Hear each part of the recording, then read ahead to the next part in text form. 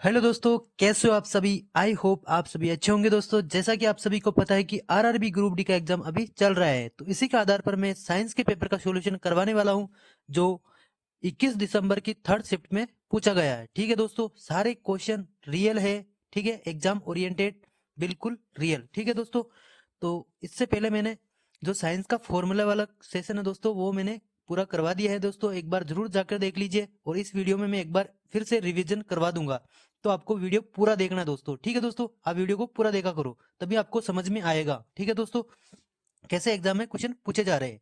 ठीक है, यदि आपने हमारे चैनल को सब्सक्राइब नहीं किया तो प्लीज सब्सक्राइब कर लीजिए, और वीडियो को शेयर कर दीजिए अपने दोस्तों तक, और वीडियो को लाइक कर दीजिए। चलिए शुरू करते हैं। पहला क्वेश्चन पूछा गया था, तत्वों यानी परमाणुओं के बारे में किसने कहा था कि इन्हें आगे विस्थापित नहीं किया जा सकता। तो दोस्तों, जो जॉन डॉल्टन है ना दोस्तों, वैज्ञानिक, उन्होंने कहा था कि परमाणु जो है अविभाज्य कण है। ठीक है, और ये थ्योरी कब दी थी? 1808 में। तो दोस्तों, ये ईयर भी पूछा जा सकता है, इसलिए इसको भी आपको याद रखना है। ठीक है दोस्तों, ठीक है। और दोस्तों, जो परमाणु है अविभाज्य है, वो किसने कहा था? जॉन डॉल्टन ने। ठीक है दोस्तों, और दोस्तों जो तत्व शब्द है ना दोस्तों, वो किसने दिया? यदि ऐसा पूछा जाता है कि भाई तत्व शब्द की खोज किसने करी है, तो खोज शब्द है ना दोस्तों, इसकी खोज तो है रॉबर्ट बोयल ने करी थी। कब करी थी दोस्तों? 1661 में। दोस्तों, ईयर भी आपको ध्यान रखना है। ठीक है दोस्तों, एलिमेंट तत्व की खोज किसने करी थी दोस्तों? तो नाम दिया था ना, वो रॉबर्ट बॉयल ने दिया था 1661 में। और परमाणु अविभाज्य है, ये कहा था जॉन डॉल्टन ने। ठीक है दोस्तों, और 1808 में। ठीक है दोस्तों, नेक्स्ट क्वेश्चन था दोस्तों, भौतिकी में जो कार्य की गणना यानी कार्य का सूत्र क्या है, ये पूछा गया दोस्तों। सिंपल क्वेश्चन पूछा गया था दोस्तों, जो जिसमें मैंने फॉर्मूला रिवीजन करवाया है ना, जिसने वो वीडियो देख लिया होगा, ये क्वेश्चन उसका सही हुआ होगा। ठीक है दोस्तों, तो दोस्तों कार्य का जो फॉर्मूला होता है ना दोस्तों, जो वो होता है बल इंटू बल के दिशा में विस्थापन के गुणनफल को कार्य कहते हैं। ठीक है दोस्तों, और जो बल और जो विस्थापन होता है ना दोस्तों, उसके बीच का कोण जो होता है वो कोस थीटा होता है। ठीक है दोस्तों, ये भी आप ध्यान रख लेना। कोस 90 की जो मान होता है वो 1 होता है जब अधिकतम कार्य होता है। ठीक है दोस्तों, कोस 0, ठीक है, कोस 0 का वैल्यू होता है 1। ठीक, नेक्स्ट क्वेश्चन है दोस्तों, तो फॉर्मूला वाला क्वेश्चन आपको चैप्टर पढ़ के जाना दोस्तों, फॉर्मूला रिवीजन कर लीजिए। 3 न्यूमेरिकल के क्वेश्चन आ रहे हैं। ठीक है, नेक्स्ट क्वेश्चन है, यदि पृथ्वी पर m द्रव्यमान वाली वस्तु पर गुरुत्वाकर्षण बल F है, और 4 m द्रव्यमान वाली वस्तु पर गुरुत्वाकर्षण बल क्या होगा? तो दोस्तों, इसमें क्या कौन सा फॉर्मूला लगेगा? जब द्रव्यमान दिया हुआ हो और बल दिया हुआ हो, ठीक है दोस्तों, और गुरुत्वाकर्षण बल, तो इसमें फॉर्मूला कौन सा लगेगा दोस्तों?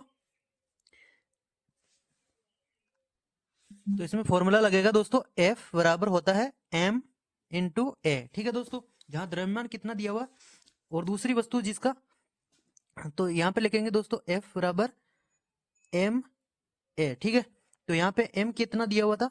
यहाँ पर तो m है तो यही रहेगा। ठीक है, और s जो इसको ये कांस्टेंट दिया हुआ था। ठीक है, और यहाँ पे क्या दिया हुआ है? 4m का द्रव्यमान है इंटू त्वरण बराबर f। तो इसकी वैल्यू क्या थी दोस्तों? यहाँ पर f, तो यहाँ पे लिख देंगे f डैश, यहाँ पे f डैश लगा दो दोस्तों, f1 लगा दो, और यहाँ पे क्या हो जाएगा 4, और यहाँ पे f, तो 4 गुना हो जाएगा दोस्तों, जो पहले था उसका, है ना। तो सिंपल क्वेश्चन आया था न्यूमेरिकल का, आप कर लोगे। ठीक है, नेक्स्ट क्वेश्चन था दोस्तों, यदि किसी वस्तु पर 60 न्यूटन का बल लगाया जाता है और उसका द्रव्यमान जो है 10 किलोग्राम है, तो तो उत्पन्न त्वरण ज्ञात करना है। तो त्वरण क्या होता है दोस्तों? त्वरण क्या होता है दोस्तों? बल के फॉर्मूला में जब बल दिया होता है, वैसे त्वरण होता है दोस्तों वेग में परिवर्तन की दर को त्वरण कहते हैं, एक्सेलरेशन कहते हैं। ठीक है दोस्तों, ये आप ध्यान रख लेना। और दोस्तों, जब बल दिया होता है तब क्या होता है दोस्तों? F बराबर होता है m इंटू ए। ठीक है, जब द्रव्यमान भी दिया हुआ हो और बल भी दिया हुआ हो, तब त्वरण याद करना है। तो यहाँ पर बल कितना दिया हुआ है दोस्तों? 60 न्यूटन दिया हुआ है। ठीक है, और द्रव्यमान कितना दिया हुआ है दोस्तों? 10 किलोग्राम। ठीक है, और अपने को त्वरण निकालना है। तो 0 से ये 0 कट जाएगा दोस्तों, और जो त्वरण आ जाएगा वो कितना आएगा दोस्तों? 6 मीटर पर सेकंड स्क्वायर। ठीक है दोस्तों, इसकी यूनिट भी ध्यान रखना दोस्तों। एग्जाम में ऑप्शन चेंज हो सकते हैं यूनिट के बेस पे, ठीक है। तो आपको यूनिट भी ध्यान रखना है, मीटर पर सेकंड स्क्वायर होता है त्वरण का, ठीक है दोस्तों। नेक्स्ट क्वेश्चन है दोस्तों, गुड़हल जिसे इंग्लिश में हिबिस्कस कहते हैं के फूल में जो दिया हुआ था उसकी विशेषताएं दी गई थी, और एक विशेषताएं जो अलग थी, है ना, वही अपने को पहचानना था। तो गुड़हल का फूल जो होता है चिपचिपे परागण से मिल चिपचिपे परागण होते हैं उसमें, और उभयलिंगी फूल होता है वो, ठीक है, और रंगहीन दलपुंज होता है, ठीक है, और ऑप्शन में दिया हुआ था एकलिंगी। तो दोस्तों यही इस क्वेश्चन का राइट आंसर हो जाएगा, यानी जो गुड़हल का फूल है वो एकलिंगी नहीं होता है, उभयलिंगी होता है, ठीक है दोस्तों। तो यही इस क्वेश्चन का राइट आंसर हो जाएगा।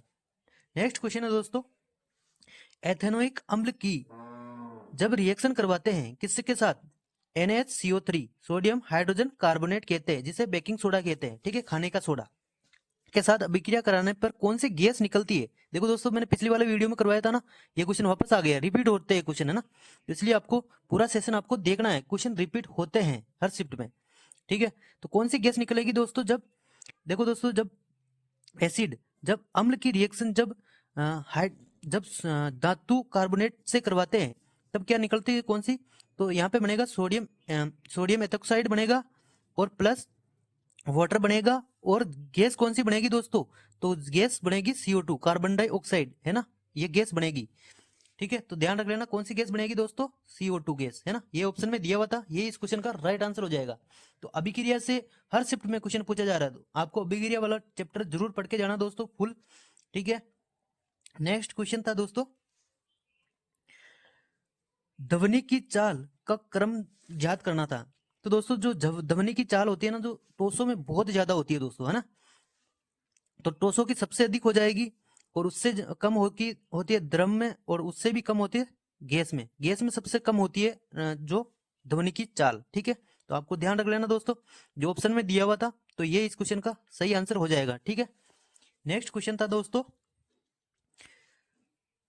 जीभ के संवेदी रिसेप्टर्स कौन से होते हैं। तो दोस्तों जीभ क्या होती है दोस्तों, जो स्वाद है ना दोस्तों, तो उसका सेंस करती है, तो उसमें ऑप्शन में दिया हुआ था स्वाद कलिकाएं, ठीक है।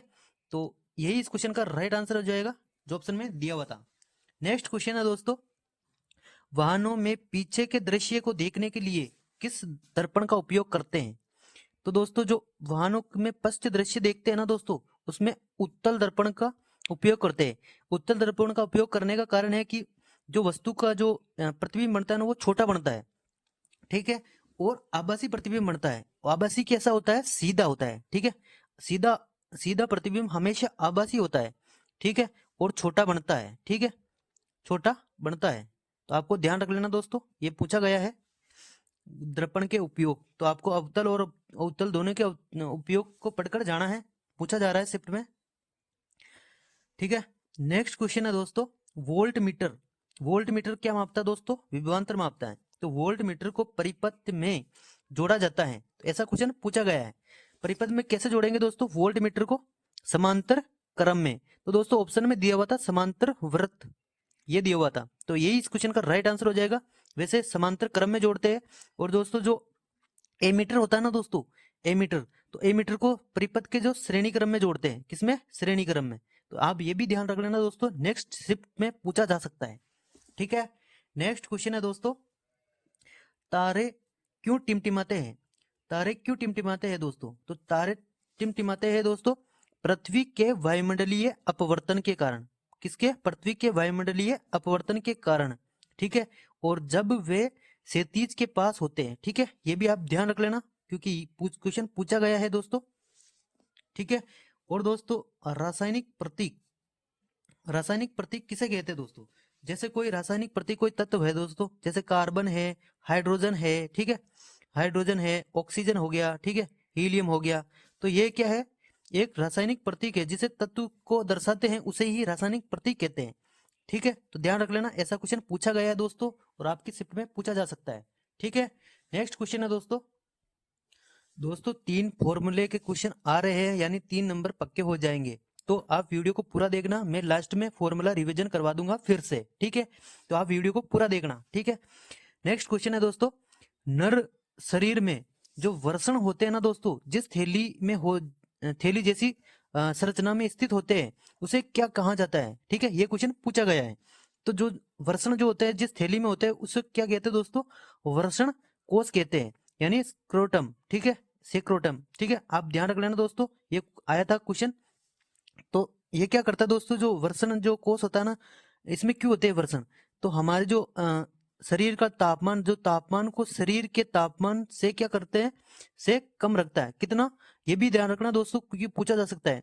2 से 3 डिग्री सेंटीग्रेड कम तापमान चाहता है, मतलब उसको चाहिए। ठीक है, इसलिए वर्षण जो होते हैं वर्षण कोष में होते हैं, बाहर, मतलब हमारे शरीर से बाहर होते हैं। तो ये ध्यान रख लेना, क्वेश्चन पूछा गया है, तो इसका राइट आंसर हो जाएगा वर्षण कोष। ठीक है, नेक्स्ट क्वेश्चन है दोस्तों, गर्भधारण को रोकने के लिए किस उपकरण को सीधे गर्भाशय में स्थापित किया जाता है। ठीक है, पिछले वाले शिफ्ट में जो गर्भधारण से भी पूछा गया, तो इसमें भी पूछा गया है, तो आपको ध्यान रख लेना दोस्तों, क्वेश्चन बहुत ज्यादा रिपीट हो रहे हैं ना। तो इसका आंसर हो जाएगा दोस्तों कॉपर टी। ठीक है, कॉपर टी को क्या करेंगे, गर्भाशय में स्थापित किया जाता है गर्भ धारण को रोकने के लिए। ठीक है, एक बैरियर विधि वाला है, तो कॉपर टी हो जाएगा इस क्वेश्चन का और राइट आंसर।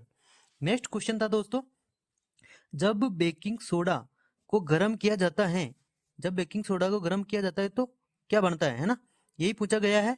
तो बेकिंग सोडा को गर्म करते हैं ना दोस्तों, तो वाशिंग सोडा निकल बनता है। ठीक है, जैसे यहाँ पे दी हुई रिएक्शन है NaHCO3 सोडियम हाइड्रोजन कार्बोनेट, इसको कहते हैं हमारे जो खाने का सोडा होता है। ठीक है, जिसका नाम है सोडियम बाइक कार्बोनेट या सोडियम हाइड्रोजन कार्बोनेट।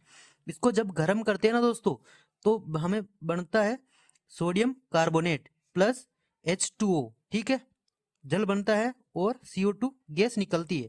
जब दोस्तों इसमें जल के अणु जोड़ेंगे ना दोस्तों, तो वॉशिंग सोडा का जो सूत्र होता है वो होता है Na2CO3.10H2O, ये वाला फॉर्मूला होता है, जो ऑप्शन में दिया हुआ हो सकता है दोस्तों।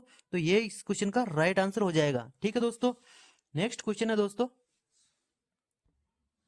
और दोस्तों वॉशिंग सोडा का जो उपयोग है ना दोस्तों, वो भी आप ध्यान रख लीजिए, पूछा जा सकता है। ठीक है, तो इसका उपयोग करते हैं कांच बनाने में, साबुन बनाने में और कागज बनाने में। ठीक है, और सफाई एजेंट के रूप में भी इसका उपयोग करते हैं। और दोस्तों जल की जो अस्थायी कठोरता होती है ना, उसको भी हटाने में इसका उपयोग करते हैं, किसका, वॉशिंग सोडा का। ठीक है, तो आप ये भी ध्यान रख लीजिए। नेक्स्ट क्वेश्चन है दोस्तों, 16 नंबर का है, एक धारावाही परिनालिका, एक धारावाही सोलेनोइड जो होता है उसको कहते हैं परिनालिका के किस स्थान पर चुंबकीय क्षेत्र, जो चुंबकीय क्षेत्र जो होता है वो सबसे अधिक प्रबल और एक समान होता है। दोस्तों जो सोलेनोइड होता है ना दोस्तों, तो उसके सोलेनोइड कैसी होती है दोस्तों, एक जो वायर होता है जिसको उसको हम प्लेट मतलब ऐसे कर देते हैं ना, घुमावदार बना देते हैं, तो इसे ही बोलते हैं सोलेनोइड। और इसके अंदर कोई जो रोड रख देते हैं ना दोस्तों, तो इसका बहुत ही ज्यादा होता है और इसके अंदर जो होता है वो एक समान होता है। ठीक है, तो यही पूछा गया था। तो कैसा होता है दोस्तों, सबसे अधिक प्रबल कहां पर होगा दोस्तों, तो परिनालिका के भीतर। और कहां पर होता है दोस्तों, जो परिनालिका का केंद्र होता है ना दोस्तों, वहां पर सबसे अधिक और प्रबल होता है। ठीक है, तो ध्यान रखना दोस्तों, ये क्वेश्चन पूछा गया है। ठीक है, और नेक्स्ट भी पूछा जा सकता है, रिपीट बहुत ज्यादा हो रहे हैं। ठीक है, नेक्स्ट क्वेश्चन है दोस्तों, एक कोलाइडी विलयन का उदाहरण है। तो ऐसा पूछा गया है भी, कोलाइडी विलयन का उदाहरण क्या है, तो ऑप्शन में दिया हुआ था, तो आप पूरे उदाहरण देख लीजिए। एक तो दूध है जो कोलाइडी का उदाहरण है, बादल भी कोलाइड का उदाहरण है, और शाही भी इसका उदाहरण है, और जेली और जेलिटिन और रक्त, ये सारे किसके उदाहरण है दोस्तों, कोलाइड के उदाहरण है। तो आपको ये वाला चैप्टर भी पढ़ के जाना है दोस्तों। ठीक है, इससे भी क्वेश्चन पूछे जा रहे हैं। नेक्स्ट क्वेश्चन है दोस्तों, धातु और अधातु के बीच रासायनिक आबंध होता है। दोस्तों ये क्वेश्चन हमारी शिफ्ट में भी पूछा गया है, लेकिन हमारी शिफ्ट में जो अधातु अधातु के बीच कौन सा बंध पाया जाता है, तो अधातु अधातु के बीच से संयोजक बंध पाया जाता है। ठीक है दोस्तों, तो ये क्वेश्चन हमारी शिफ्ट में पूछा गया है 8 दिसंबर की फर्स्ट शिफ्ट में। और दोस्तों जो आज 21 दिसंबर की थर्ड शिफ्ट में पूछा गया है, वो धातु और अधातु के बीच में तो कैसा बंध होता है दोस्तों, आयनिक बंध होता है। तो यही इस क्वेश्चन का राइट आंसर हो जाएगा। ठीक है, तो ध्यान रख लेना दोस्तों, धातु और अधातु के बीच आयनिक बंध पाया जाता है, और अधातु और धातु के बीच में से संयोजक बंध पाया जाता है। ठीक है, ये ध्यान रख लेना दोस्तों, मोस्ट इंपोर्टेंट है, पूछा जा रहा है, रिपीट बहुत ज्यादा हो रहा है अब। ठीक है, तो पूरा आपको एनालाइज करना है, और अब मैं फॉर्मूला का जो एनालाइज वो करवा देता हूं। ठीक है, इसी वीडियो में पूरा देख लेना दोस्तों, फिर से आपको समझ में आ जाएगा। तो पहला ही फॉर्मूला, तो गतिज ऊर्जा का फॉर्मूला क्या होता है दोस्तों? गतिज ऊर्जा का फॉर्मूला होता है के बराबर हाफ एम वी स्क्वायर, जहां एम द्रव्यमान होता है, वी वेग होता है। ठीक है दोस्तों, ये क्वेश्चन पूछा जा रहा है इस फॉर्मूले से, तो आपको ध्यान रख लेना दोस्तों। गतिज ऊर्जा का फॉर्मूला होता है हाफ एम वी स्क्वायर। और दोस्तों जो स्थितिज ऊर्जा है ना दोस्तों, उसका फॉर्मूला होता है यू बराबर एम जी एच, जहां एम द्रव्यमान होता है, जी गुरुत्वीय त्वरण होती है, एच ऊंचाई होती है। ठीक है दोस्तों, तो आप ध्यान रख लेना, ये क्वेश्चन पूछा गया है। और ओम का नियम है ना दोस्तों, उसका फॉर्मूला होता है V बराबर आई इंटू आर, धारा, आर होता है रेजिस्टेंस यानी प्रतिरोध। ठीक है, तो ओम का नियम भी आप ध्यान रख लेना दोस्तों, क्योंकि क्वेश्चन में फॉर्मूला बेस्ड भी क्वेश्चन पूछे जा रहे हैं डायरेक्ट। ठीक है, तो ध्यान रख लेना। नेक्स्ट क्वेश्चन था, नेक्स्ट फॉर्मूला है दोस्तों गति के समीकरण, बहुत ही ज्यादा इंपॉर्टेंट है दोस्तों, इससे समीकरण पूछे जाते हैं, न्यूमेरिकल पूछे जाते हैं एग्जाम में सीधे सीधे। तो दोस्तों इसका जो फॉर्मूला होता है, इसके गति के 3 समीकरण होते हैं। पहला समीकरण होता है v बराबर u प्लस ए टी। ठीक है, तो आप ध्यान रख लेना, ये पहला समीकरण है, और ये किसके बीच संबंध दर्शाता है? तो वेग और समय के बीच, वेग और समय के बीच। ठीक है, गति का दूसरा समीकरण है दोस्तों s बराबर होता है ut प्लस का हाफ ए टी स्क्वायर। ये किसके बीच संबंध दर्शाता है दोस्तों? तो स्थिति और समय के बीच। ठीक है, तो ध्यान रख लेना दोस्तों, ये क्वेश्चन पूछा गया है, इसलिए मैं ज्यादा जोर दे रहा हूं ऐसे इस फॉर्मूले पे। ठीक है, वी स्क्वायर बराबर तीसरा होता है वी स्क्वायर बराबर यू स्क्वायर प्लस का 2as। ठीक है, ऐसे फॉर्मूले दिए जा सकते हैं दोस्तों, कौन सा फॉर्मूला सही है ऐसा भी दिया जा सकता है, तो आप ध्यान रख लेना। और ये किसके बीच? वेग और स्थिति के बीच संबंध दर्शाता है। नेक्स्ट फॉर्मूला है दोस्तों उष्मा। उष्मा का फॉर्मूला होता है H बराबर होता है आई स्क्वायर आर टी। ठीक है दोस्तों, ये ध्यान रख लेना, क्वेश्चन पूछा जा सकता है, इससे न्यूमेरिकल आ सकते हैं सीधे सीधे। ठीक है, शक्ति का जो फॉर्मूला होता है दोस्तों, वो दो होते हैं शक्ति का, एक तो होता है P बराबर वी आई, वी जहां वोल्टेज होता है, आई यहाँ पे धारा होती है, और एक दोस्तों कार्य करने की दर जो होती है ना दोस्तों, वो होती है शक्ति। ठीक है, और कार्य करने की क्षमता जो होती है वो ऊर्जा होती है, तो ध्यान रखना ना, पूछा जा सकता है। ठीक है, कार्य करने की दर, और कार्य का मात्रक जूल होता है। ठीक है, और शक्ति का मात्रक वोट होता है, तो ध्यान रख लेना। हाँ, नेक्स्ट फॉर्मूला दोस्तों संवेग का, तो संवेग का सूत्र क्या होता है दोस्तों? P बराबर m इंटू वी। m क्या होता है? द्रव्यमान होता है, v वेग होता है। ठीक है, तो ध्यान रख लेना, ये वाला फॉर्मूला होता है संवेग का। और बल का फॉर्मूला क्या होता है दोस्तों? बल का फॉर्मूला होता है F बराबर एम ए। ठीक है, m द्रव्यमान होता है, a त्वरण होता है, तो आप ध्यान रख लेना दोस्तों। और बल का मात्रक न्यूटन होता है, ये भी आप ध्यान रख लेना। नेक्स्ट क्वेश्चन है दोस्तों, नेक्स्ट है दोस्तों कार्य का। ठीक है, तो कार्य का फॉर्मूला क्या होता है दोस्तों? W बराबर बल इंटू बल की दिशा में विस्थापन के गुणनफल को कार्य कहते हैं, जो आज 21 दिसंबर की फर्स्ट शिफ्ट में पूछा गया था। ठीक है, तो ध्यान रख लेना दोस्तों, ऐसा क्वेश्चन पूछा जा रहा है, और उनके बीच का कोण जो होता है कोस थीटा होता है। ठीक है, तो नेक्स्ट है दोस्तों आवेश प्रवाह की दर क्या कहलाती है? ऐसा क्वेश्चन भी पूछा गया है। तो आवेश प्रवाह की दर जो होती है वो धारा होती है ना, आवेश प्रवाह की दर को धारा कहते हैं, Q अपॉन T बराबर धारा। ठीक है, और दोस्तों गुरुत्वाकर्षण बल का फॉर्मूला क्या होता है दोस्तों? F बराबर होता है G, कैपिटल G द्रव्यमानों का गुणनफल बटेवा दूरी के व्युत्क्रमानुपाती। ठीक है, तो इसके बराबर होता है। ये क्वेश्चन भी मोस्ट इंपोर्टेंट है दोस्तों, फॉर्मूला पूछा जा सकता है डायरेक्ट। ठीक है, नेक्स्ट फॉर्मूला दोस्तों कूलाम का नियम। तो कूलाम का नियम होता है F बराबर K इंटू आवेशों का गुणनफल बटेवा R का स्क्वायर। ठीक है, ये भी आप ध्यान रख लेना दोस्तों। नेक्स्ट है दोस्तों प्रतिरोध। तो प्रतिरोध का फॉर्मूला क्या होता है दोस्तों? R बराबर होता है रो एल अपॉन ए, जहां एल लंबाई होती है दोस्तों, एल क्या होती है? लंबाई होती है, ए जो होता है वो क्षेत्रफल होता है। ठीक है, मोस्ट इंपोर्टेंट है दोस्तों। और जो प्रतिरोध है वो किस पर निर्भर करता है, ऐसा क्वेश्चन भी पूछा जा सकता है। तो प्रतिरोध लंबाई पर निर्भर करता है, और क्षेत्रफल पर निर्भर करता है, पदार्थ की प्रकृति और ताप पर निर्भर करता है, तो ध्यान रख लेना दोस्तों, पूछा जा सकता है।